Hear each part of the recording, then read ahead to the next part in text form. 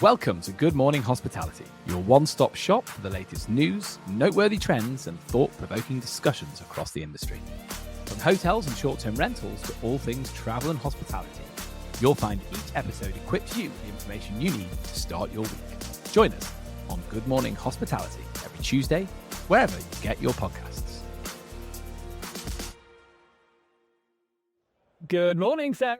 Good morning, Leo. It is technically before lunch, so we can still say good morning. Is that fair? It's morning somewhere, isn't it? It's morning in America. At least in Spain, we say midday for us is 2 p.m. because that's when we have lunch. Okay. So it's before 2 p.m. I'm happy to go Spanish Morning.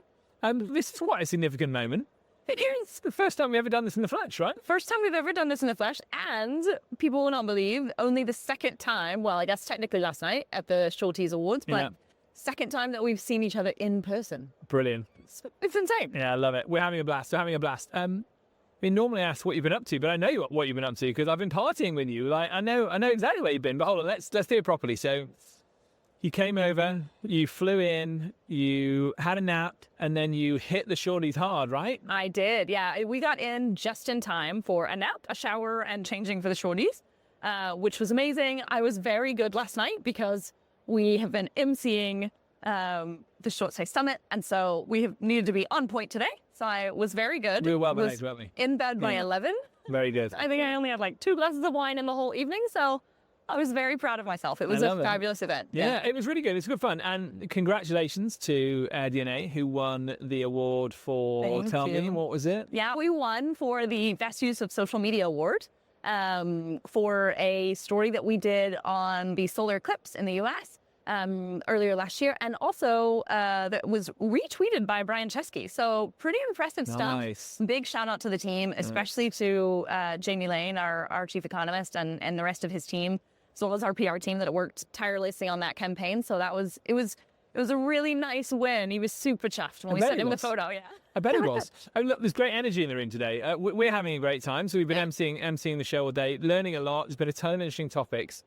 What I would say to start with, look, last night the Shorties, it's the usual faces, right? It's the industry, the industry people that we all know and love and we've hung out with for a number of years. Today, though, at the Short Stay Summit, we've got well over 1,400 people walking around. That's not including exhibitors. And what I'm loving is you speak to people maybe you spoke to last year who used to have 10 properties. Now we've got 30. Or you speak to people that, like, I just spoke to a chap in the Cotswolds who, when I first started chatting to him and we did some business together a long time ago, he had 50, he now has 250 and a successful lettings business alongside it. Yeah. It's great to see. And it's not all about numbers when it's all about scale. There's the hospitable host crew walking around with maybe just a handful or 2 or 3 properties each, but putting their love into it. It's amazing to see the energy in this room and everyone walking around trying to learn. It's fantastic. I would totally agree. I ran into, she's like one of my best conference friends, and we've never done business together. There's no need for us to do business together. We're the classic bathroom friends that you meet chatting in the loo. At a conference. We met at the OWS years ago.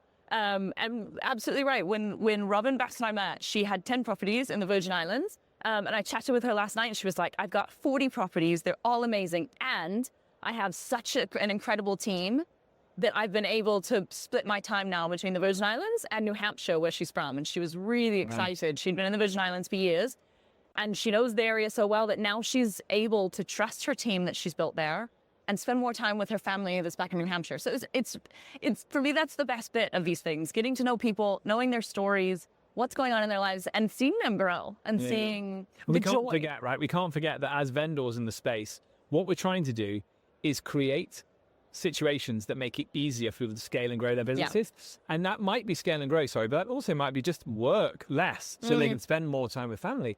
Like for some people, this is a lifestyle business. It is, yeah. And how phenomenal as vendors, we have to keep remembering that actually you get that customer who's saying, look, reduce the admin hours for me on a weekly basis. And you'll see those stories if you walk around. People using AI to answer comms. People using their PMS on their phone while they're sat on the beach, on holiday. It's the story. I think the continuous story you would get 2, 3, 4, 5 years ago, perhaps at these conferences is, I'm slammed. I can't take a day off. Yeah. What I'm hearing more and more increasingly is I have the bandwidth to A, think about scaling, or B, spend more time at leisure. And the whole industry where there wasn't a barrier to access before, there's even less of a barrier to access now. Yeah. So, people that maybe 5 years ago would have given their property to a property manager, hey, they decided to do a little hosting side hustle themselves, and they've become the host, right? They become the property manager. That's a good point. It's really interesting. I was chatting with Carlos from the V2 Summit last night, and he said, this industry, you guys have gone really quiet. And I think it's exactly that. I think we're getting to a point in the industry where that professionalization really has taken over to the point where people can take a holiday, people can step away. But obviously, there's ambition and there's a want for growth, but there's much more focus on quality rather than just growing the portfolio at any cost. And that's really neat. So let's talk about some of the sessions today, Leo. Oh, wait, I'm well up for it. Let me just do one more thing before we get into the session chat, because you reminded me of something. So one thing I want us to really focus on and be thinking about this is how people can leverage technology, leverage the services that they see in this vendor hall today, but also how people are marrying that up with really good local service. We talk about hyperlocal. Yeah, we do. We love hyperlocal. The best use of technology doesn't diminish the idea that the service and the hospitality at the core of what you're doing. So there's some of the conversations I'm having with people is, look, I'm using AI, I'm using a PMS, I'm using this for keyless entry, I'm using this for screening and protection. But what I know I can do is when it escalates to the point of needing a human being to come and speak to the guest, I'm on site and I can go and I can delight my guest. But you know what? I'm freeing myself up because I'm using so much tech that I can also just drive around to all my properties on check-in day and just say hi to everybody. Yeah. And isn't that amazing, right? Yeah. Because we can't forget that we are in lockstep, in competition, in battle, however you want to see it, with other lodging types. Yeah. Be it hotels, be it RVs, be it glamping sites. And the ones that win the race, I still fundamentally believe, are the ones that manage to personalize the service. And that's the direction we want to see this industry go, right? It's leveraging technology to make sure that you can do the handwritten notes. Last night, Also, absolutely. Rose Tipka last night, shout out to Rose, who's telling us about the great things she does. So lovely. So lovely. Yeah, and I think that really is the thing that separates our industry apart from sort of the traditional hospitality hotel sector is the ability to give that personal touch. So we've talked about this, I think, before on the pod, but we'll give Rose a shout out. Basically, what she does is she sends a postcard to the guest on the first day of their stay. So that by the time that they get home, they have this wonderful memory postcard of their stay.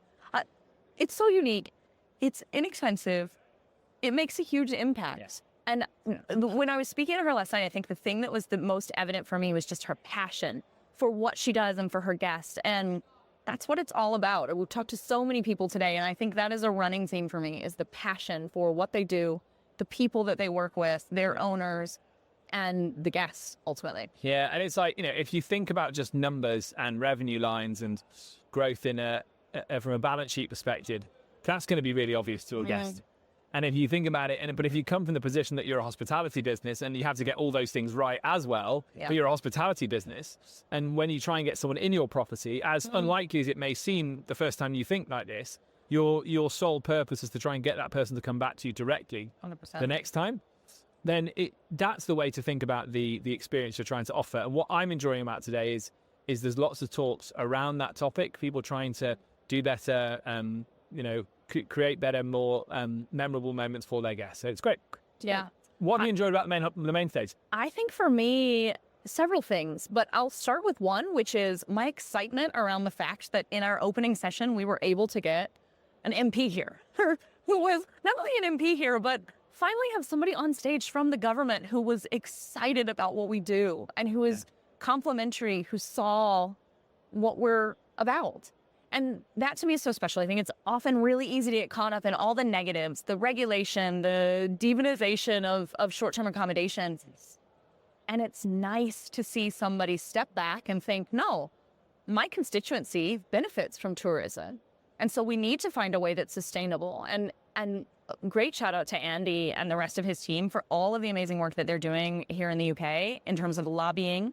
I hate that word because to me it normally goes associated with corruption, right? You normally think about big companies, but in this case, for me, it's for good, and it's for every single person that is in this room today. So that was really exciting to see right off the bat. Yeah, I agree, and I'll go into that point, and I want to hear your others. But there is tireless policy work going on at the UK level. Yeah. Like, we're engaging with policymakers. Then the government changes, then a new crop come in, and you start again. The new crop that have come in with energy and excitement. So it's a really good time to be engaging with politicians at the moment. And you see that, it's not people. These MPs, as politicians, for people who don't know what the MP word means outside of the UK, so like senators, it's congressmen, whatever the comparison is, they haven't done 10 years of these shows. They're on their first year. Oh, yeah. It's the first cycle of it. Yeah, so if you get them in now and say, look at who we're representing. There's cleaners, there's contractors, there's maintenance people, there's property people, there's check-in people. Like, there's jobs up and down this country reliant on this. And what was great about Chris, and then later Bay, but we'll focus on Chris because he was specifically talking about that, is he's got a tourism background. He gets the idea that one of the key components of growth in your economy is to bring a guest in and get them spending money. It was when I was at One Fine Stay, I was so proud of how many Americans we brought in to spend their dollars in London. No, we built that. By making these properties right for them.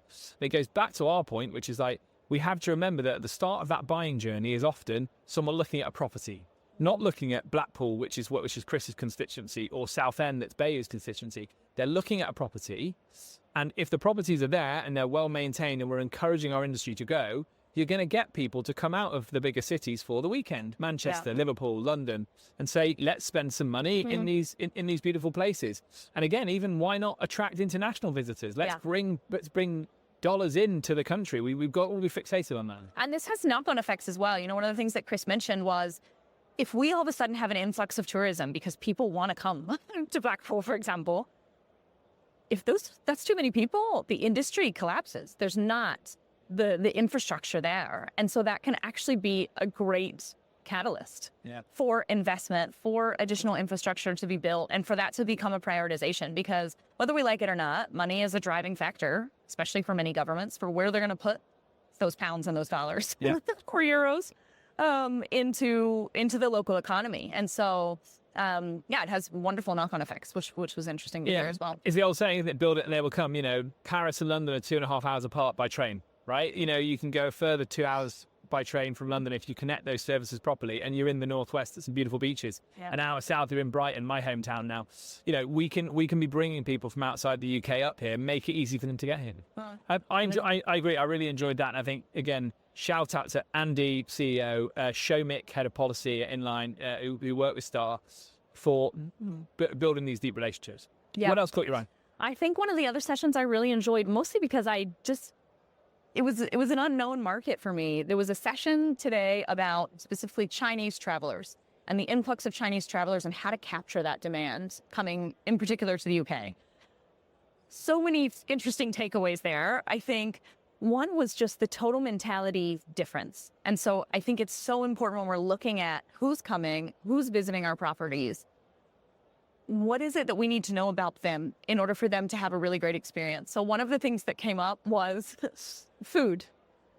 One of the panelists, Bo, from Trip.com, he says, Chinese people eat really healthy. And in most places, especially in the UK, it's not like that. And so Chinese people, when they come here, they oftentimes want really good Chinese food because they know that it's going to be full of vegetables. They know it's going to be healthy. They know it's not going to upset their stomach. And it's going to be something that they're going to enjoy, that's going to nourish them. And it was something I'd never really thought about before because, I don't know, for me, when I travel, I guess I'm lucky in living in Spain that the food is magnificent. I do notice that when I travel other places, but I'm very clear that I'm not traveling for their food. I'm traveling for other things. But it's something I wouldn't have thought about. And so one of his suggestions was, hey, if what they recommend to their property managers that are trying to attract Chinese tourists is, hey, scope out your local area. Try every Chinese restaurant within a 15 to 20 minute walk away and find the best ones that are good, authentic cuisine. Yeah, I love that. And have like a repository of those restaurants. Maybe even have some kind of deal with the owner of like, hey, I have this property or these several properties that are within this radius of you. If I send them in with this code, can they have a 5% discount? Or will you give them a free drink or something like that? That is beneficial for the owner of the restaurant or the establishment, but also helping the guests and making them feel more at home. So that was a really neat takeaway from that one. I like that. You can take that conversation in many different directions, but it goes back to understanding who your guest is, right? Yeah. And I think people are getting better at that. As an industry, we're thinking about that more. So you're right. there's a billion people, or over a billion people that live in China. There's over a billion people that live in India, and they both have fantastic food cultures. And like, luckily, we're sat in the city of London, and there is tons of amazing Chinese and Indian restaurants. So you absolutely should be pointing to that in your digital guidebooks. Yes. And again, specifically if you're working with a company and you know you're going to get tourists from a specific part of the world, go that extra mile. You know, I'm not saying handheld concierge every single time, but, you know, go the extra mile to do more than put it in your digital guidebook, and make sure that you've tried the restaurants and you have worked on a deal. Again, if you're pitching at everyone as a host, it's really hard to hone in on why people might be coming. So I guess it's like, first of all, like, you know, we're looking to identify whether your properties are appealing for tourists and the reasons they're coming in. But if you get that right, absolutely point it in that direction, and assume it's someone's first. Assume if they're coming from India or China that they've got money in their pocket that they want to spend in Europe, which is we know that they're coming for those experiences of going to old Europe, and they're probably first-time visitors. So take nothing for granted about things that we think are normal in Europe. They're probably first-time visitors. Yeah, I think the other takeaway there was about marketing and sort of when and how to go about that. So again, goes back to understanding the culture. For example, in China, people with children would never dream of, which is really normal in the UK or in the US or elsewhere, oh, we'll take the kids out of school for a few days because it's slightly cheaper and we'll grab some either end. Chinese tourists would never do this. And so if you're trying to attract families, you need to know when schools are in session and when schools are not in session, because that's when those travelers are going to come. So if you're launching some kind of marketing campaign or running a special or running anything around that, that's something you need to keep in mind. The other interesting tidbit from this for me was Chinese travelers are less likely to cancel. And the reason for that, which I thought would be that they book so far in advance because they're coming from so far away, it was the total opposite. It's Chinese travelers normally have a harder time getting off work. So the culture is very much about working longer hours, being very dedicated to the job. And so oftentimes they get vacation approved last minute. And so they book much more last minute than many people think. So again, if you're running a discount, if you're trying to fill a certain weekend, don't despair if you're trying to attract those Chinese tourists, because they just haven't even looked at booking yet. But for our industry, it's actually great, because I would think that would be a fear of a property owner or manager anywhere in Europe thinking, oh goodness, I have these travelers. If they're coming from way far away, maybe if anything happens, their chance of cancellation might be higher. Or, okay, I have this really short booking window. That means they're going to cancel sooner. Yeah. And actually, for Chinese travelers, it's the opposite. And I would suggest that if they're traveling out of China, they're probably fairly well heeled. I don't think discounting is necessarily something you need to do, right? It's just it's making sure you're making it as easy as possible for them to come and stay once they're here, so that they when they only get a short amount of time off of work, they can capitalize. Yeah. Very interesting. I've enjoyed those talks as well. I think the one that stood out for me as well was a talk on communities that was led that featured Airbnb as well, and how we need to engage with our local communities. We see a lot of that from Airbnb. Like that's a constant theme of late, which I'm absolutely delighted that that's the case. I hope that going into this year, we do see more of that. We're thinking about the impact on communities, how we can put ourselves at the forefront of it to make sure that we show as an industry that we are a benefit to different parts of the world.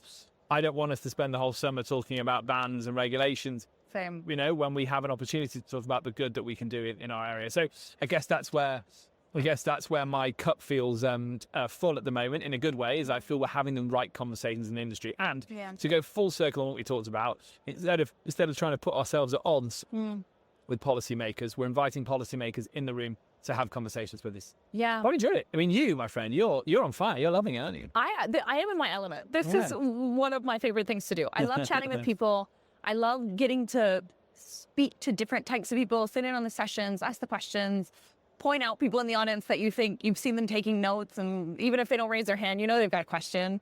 And I think for me, one of the potentially most impactful sessions, I guess, today was the one that we had right before lunch, which was actually the Short Stay Summit's charitable partner. And they specialize in helping former service members and former blue light members. So for those of us when I first heard this, I had no idea what it meant. Basically, it's former policemen, ambulance workers, anything that has a blue light, right? Which now makes sense. So helping both them as well as their families get job placement after their service or when they decide to end their service or look for something new.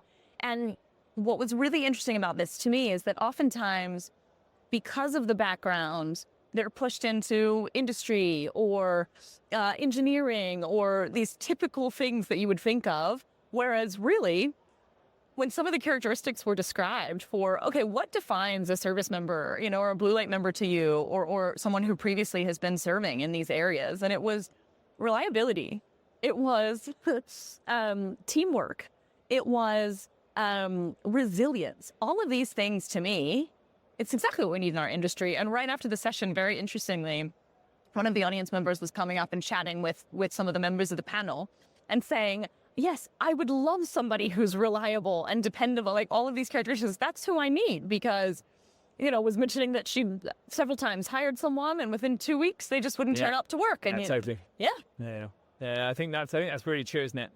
Your impression of what an ex-military person would be I'm just as guilty of it. I'm always thinking about it as a man, when oftentimes it's a woman as well.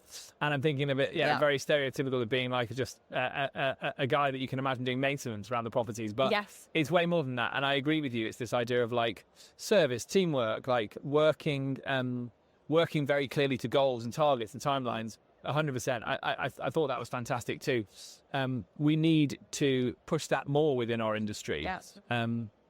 Again, huge opportunity, I would imagine, as well in the US, given how big the military is in the US. So you guys are probably further ahead than we are in Europe on this. But yeah, I agree. I found that super interesting as well. I have experience of this with when I was at One Fine Stay.